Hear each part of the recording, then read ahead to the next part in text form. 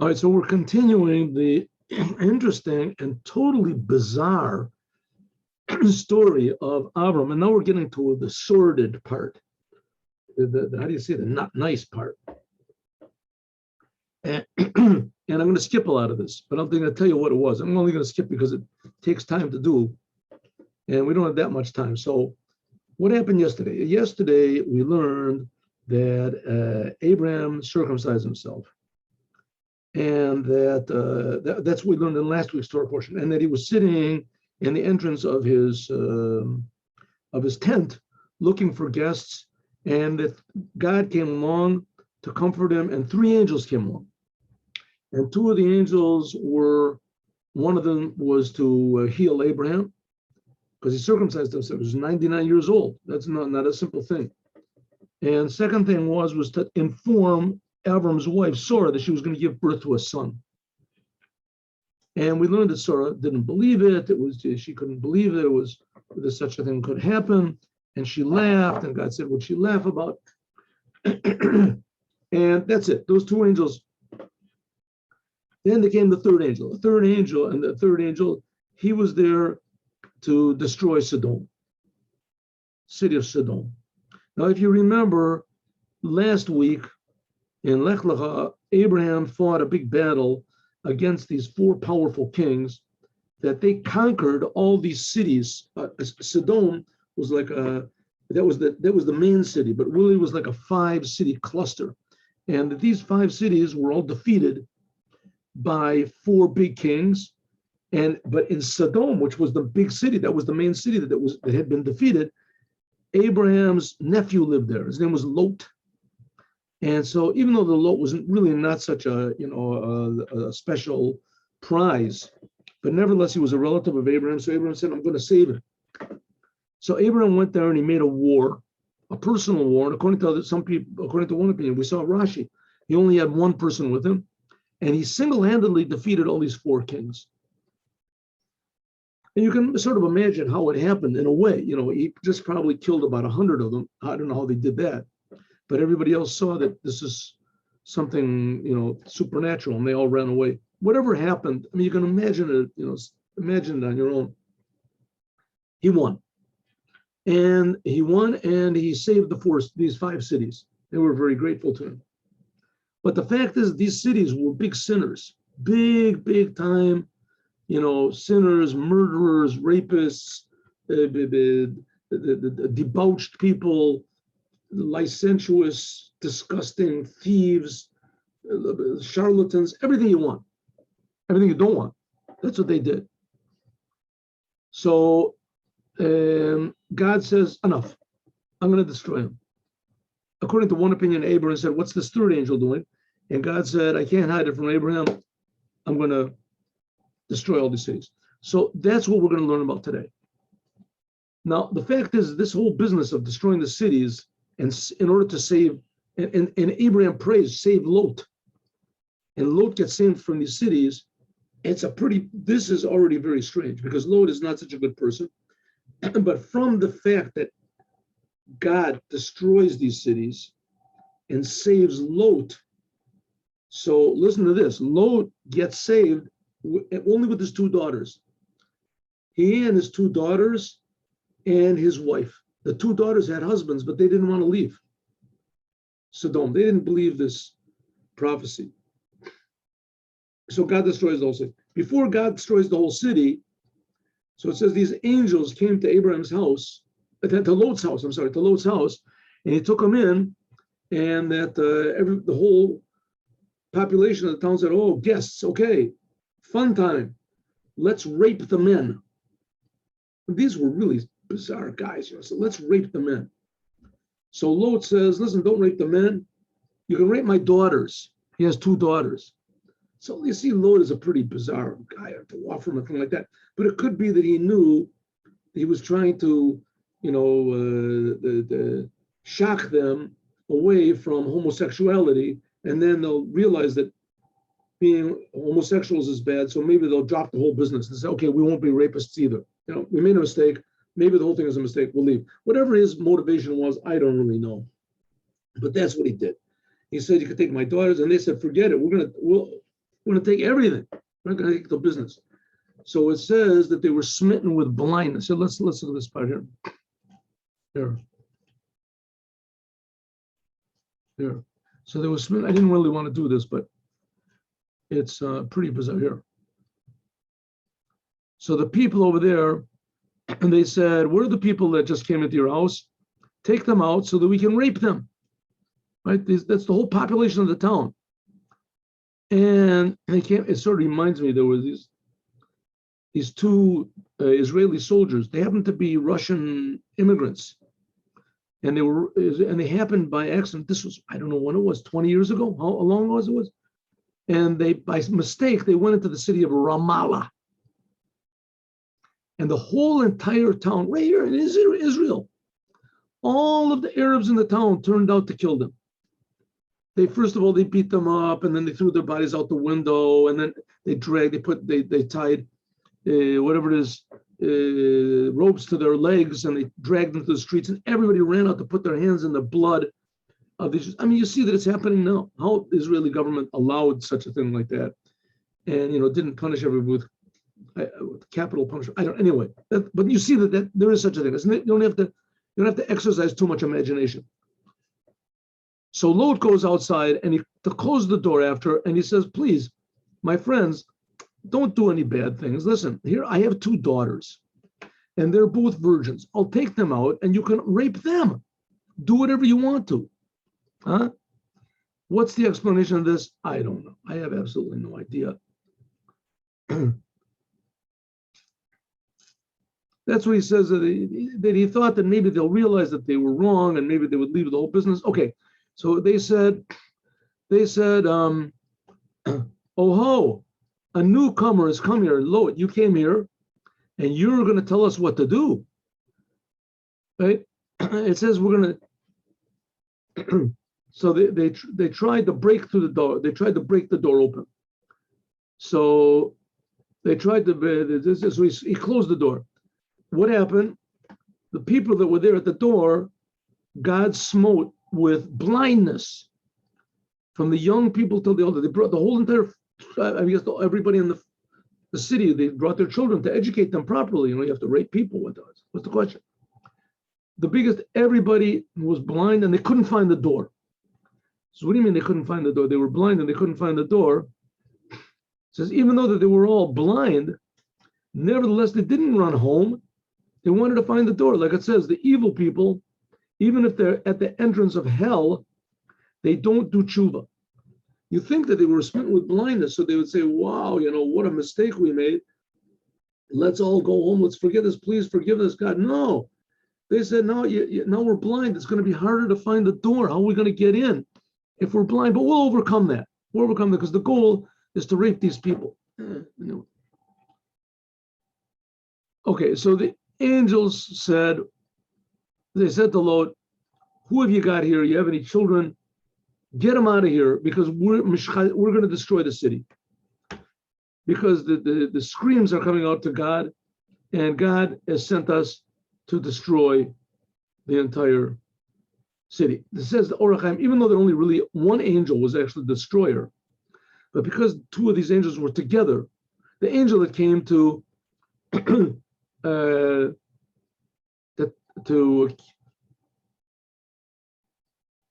cure Avram, he went to save Lot also. He saved Lot. So he wasn't there with them. They were saying there were only two angels with them, but nevertheless, because both of them were together, so they said plural. So it wouldn't appear that one of them was the servant of the other one. Or maybe we can say that no, one of the angels was Gabriel, and Gabriel, it was him and his troop, the whole encourage of Gabriel. Or maybe they couldn't do anything until it was also Raphael, which was the other angel. He took Lot out, and Raphael was the one who was going to. It's not too. He had, so one of the angels had to take him out. So he said the two angels were working together. So they said we're going to destroy the city, we're going to, even though only one was destroying the city, but what he meant is one is destroying the city, and another one's coming to save Lot. Any case, so Lot says, okay, let's go. Everybody leave, and his daughters say, okay, we'll leave. His wife says, let's leave. But his son-in-law said, what do we got to leave for? Why? What are you talking about? We're going to destroy it. You guys just have to run away every time. You know, you're living in the imagination. What do you, it's a conspiracy or something? We don't believe in these conspiracies. God and the angels are going to destroy the. Come on. So he said, okay, run away.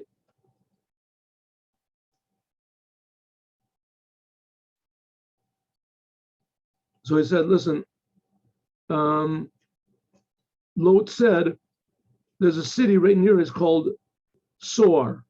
So let me run over there. Meet Sar. So run over to the city of Sar. That was the name of the city. So God said, okay, get out of here, but everybody run and nobody look back. Okay, nobody look back. That's what he says. So God rains down Sodom and Amorah, all these 5 cities, Gafrit, the Aish, how do you call it? Brimstone, I don't know, fire from God, sulfur from God, from the heaven. So what happened?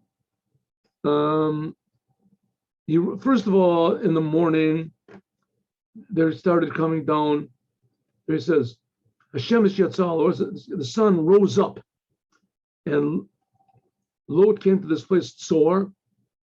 He ran away, and God rained down on Sodom and Amorah. So it said, as soon as the sun came up, like it says, the time when the sun is still in the heavens together with the moon. Why? Because there were some of these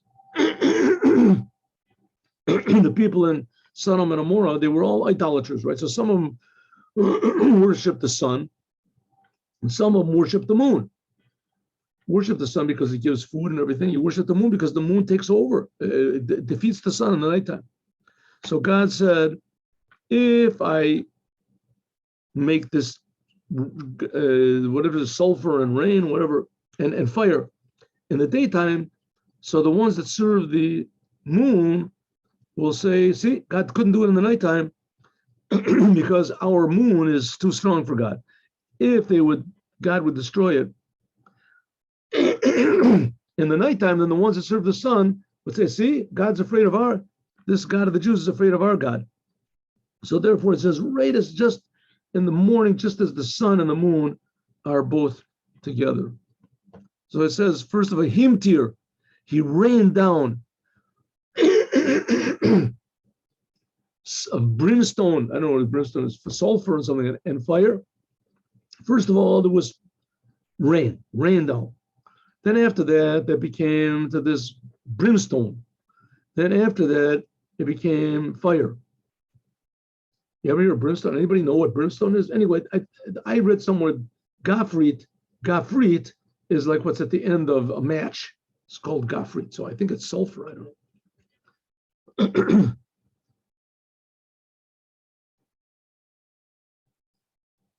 So God, he turned over the cities. Rashi says he turned over all these 5 cities. Rashi said there were 4 cities that were on a big rock. And God just lifted the rock up and turned them upside down. Like it says, B'chalmi shalach yado. That's what it says in Job, the book of Job. So his wife, she defied orders, and she looked behind her, and she became a pillar of salt. Why a pillar of salt? She looked in the back behind Lot. Says, why behind Lot? The Siftei Chachamim, he explains Rashi. He said, because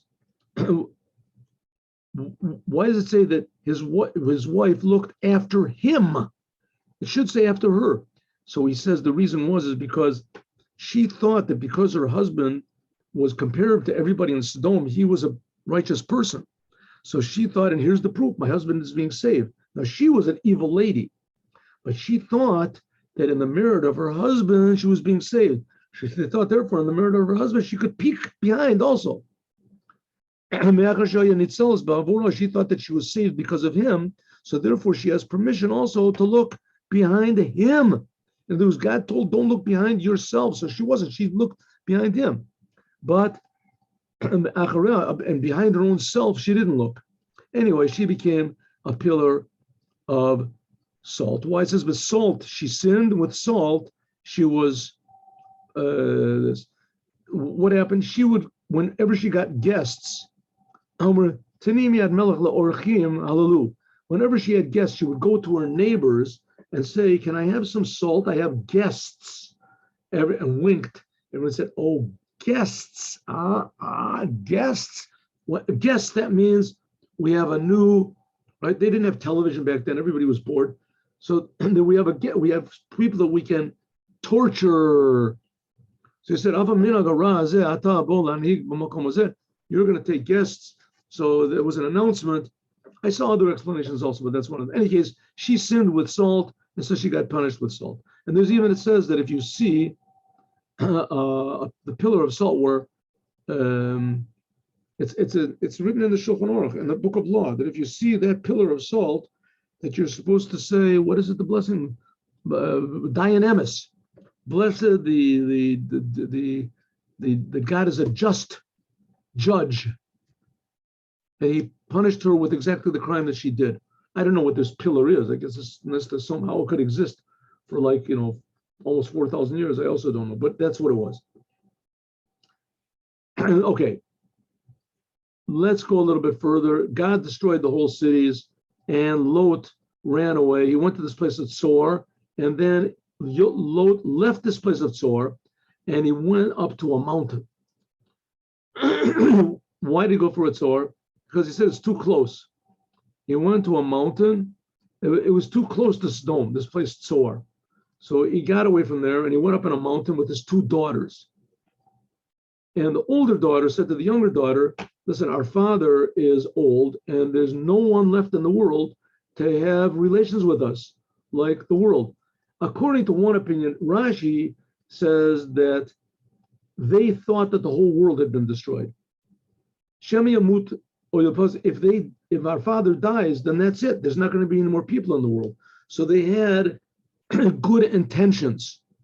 They thought that the whole world had been destroyed, just like in the generation of the flood. And that's one explanation. Another explanation is that they thought that there was no one around that was of their pedigree to get married to them. That's what he says. Here it says, Ibn Ezra. He quotes the Ibn Ezra with something that Ibn Ezra doesn't say here. Maybe he says it somewhere else. Anyway, he quotes him and he says, Ish ein boretz rui. There's no one who is fitting, who's of our same, pedigree, the family status, to have relations with us, because they thought that they were big, we're direct relatives of, Abraham, or, nephews or sons of nephews, whatever they call it. In any case, so the older one says to the younger one, let's get our father drunk and we'll have relations with him and we'll have children. Oh, pretty good idea. So they got their father drunk, and the older one had relations with her father, and the father didn't know that when she laid down, when he began or when she stood up. He was so drunk he didn't know.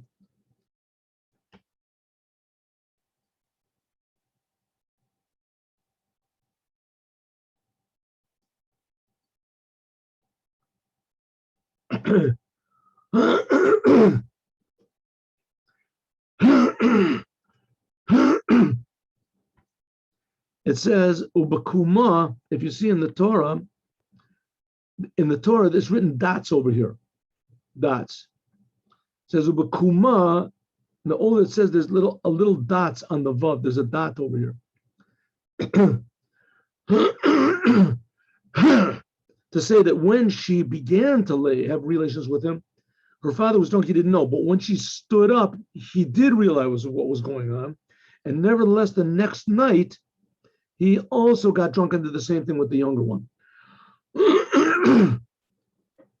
And the next morning, so the older one said to the younger one, last night I had relations with my father. Let's do the same thing again. And you have relations. So they did the second night. And she also had relations with her father. And the two daughters got pregnant from their father. They got pregnant from their father. It said they did a special thing because usually a woman does not become pregnant on the first intercourse, but here they did because they did something to themselves. In any case, so the older one, she gave birth to a son. And what did she call the son? She called him Moab, from father. And this is the father of Moab until this day. Moab, it said, she was not modest. So therefore she explained, Moab, mi aviyahu. This boy, this son, comes from my father. Moab, call him Moab. So the whole rest of his life, everybody's going to know that who is my father? It's my grandfather is my father. How did that work? It says, because my mother had relations with my grandfather, right, with her father, and that's how. So I come from Abba, from my mother's father. Let's see here, but the younger one, she called the son a clean language, Amon. We'll see. Kabbalah Schar, and she received a reward in the days of Moses. In the days of Moses, Moses says about Ammon that the nation of Ammon, don't make any trouble with them. And Moab, it doesn't say don't make any trouble. It says don't make war with them, but you can make trouble with them.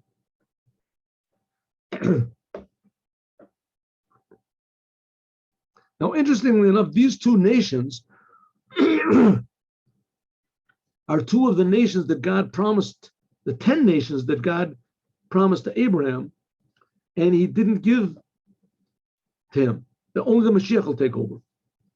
It says God promised Abraham, we learned last week, that God, after the covenant between the pieces, so God said, Abraham, I'm going to give the land of Israel, and I'm going to give you all the 10 nations of Israel. And he lists these 10 different nations. The first three of them are the Keni and the Kenizi and the Kadmoni.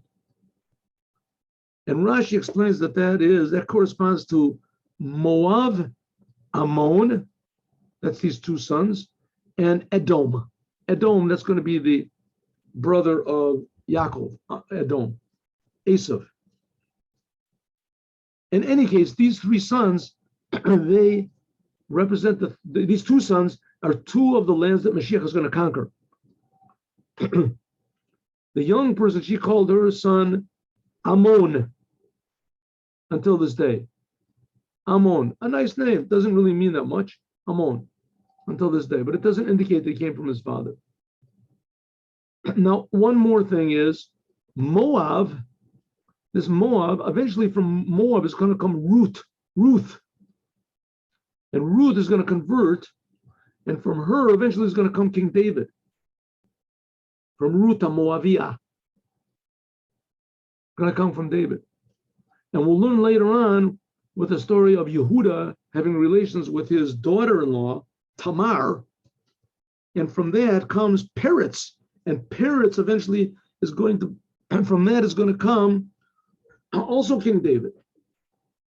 From Peretz. We'll explain that in the proper time. Okay. Avram went from there, and he went to a place called Shur, and he lived in Gerar.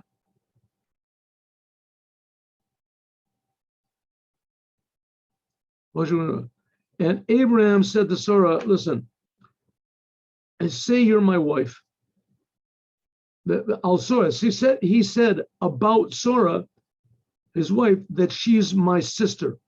And Avimelech was the king of Gerar, that's where they lived.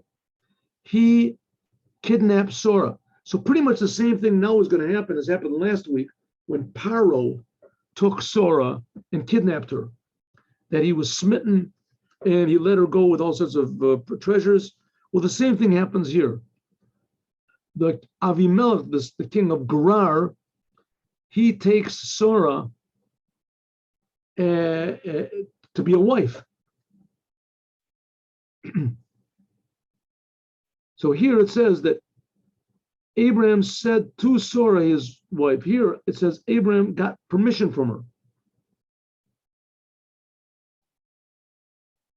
I'm sorry. Here Abraham did not get permission. He just said about Sarah that she's his wife. He didn't get permission. It was against her will, and to some degree it wasn't even for her benefit, because she was already taken into Paro by means of this. And she didn't know if there was going to be another miracle. It ended up that God did do a big miracle, and that God said he smit the whole family, the smit Avimelech. First of all, God appears to Avimelech and he says, "You're dead. This lady that you took, too bad. She's married." And Avimelech, in fact, didn't have any relations to her. And he said, "God, listen, you're going to kill me? I'm a righteous person. I didn't do anything. But I had no. She told me that she was the sister of Abraham. She didn't tell me she was married." And he said the same thing. So God said to him in the dream, "Avimelech, I know you're innocent. Don't worry about it. And therefore, I'm not going to treat you as a sinner, and I'm not going to punish you. But now give her back, because he's a big prophet, and I'll pray. He'll pray for you. And if you don't give her back, though, you know you're going to die." Abimelech woke up in the morning and he called all the servants and he said, everybody was very afraid. And Abimelech called Abraham and he said, "Why did you say that she was a sister? I would have given her back. I wouldn't have touched her," which is a big lie. I mean, he would have killed Abraham. And Abimelech said to Abraham, "Listen, why did you do this?" And Abraham said, "Listen to this. This is a very famous statement. Because I saw Ein yirat Elokim b'makom hazeh, that people have no fear of God here, v'yarguni v'haraguni, and they will kill me because of my wife." So it's very, very important a statement that he's saying over here. If there is no fear of God, so people can be, I mean, let's face it, there was no moral, philosophical, cultured, humane, progressive nation, intellectual, than Germany before World War II. They had the greatest philosophers over there. Great Germany, Austria, the greatest of not just regular philosophy, philosophers in ethics, what is right, what is wrong, properness, justice, kindness, respect. And they became the biggest animals. I mean, there was no animal that was worse than them. You take all the lions and the tigers in the world, whatever the most fierce scorpions, they couldn't do what the Germans did in World War II. Just systematically bombing people and killing people. And the rockets, they made rockets, shot them into England just to kill people, right? They used their tremendous intelligence. How many people did they kill in England? I don't remember. They killed a lot, tens of thousands of people for no reason. No reason. Just killing innocent people for absolutely no reason, right? With all their intellect. So that's what he said. In the end, you can be intellectual, you can be a king, you can be whatever. But if you don't fear God, if you don't think there's anything above you, if you think you're God, then anything goes. You can kill people, no problem whatsoever. So they'll kill me because of my wife. The fact of the matter, Abraham says, she really is my sister because she's the daughter of my father. But she's not just the daughter of my mother. It says, what does it mean? She is the daughter of a father is permissible to Ben Noach. Technically, the daughter of your father, if you have a father that has several wives, a non-Jew has a father and he's got several wives and he has a daughter from one of these other wives, so you can marry that daughter.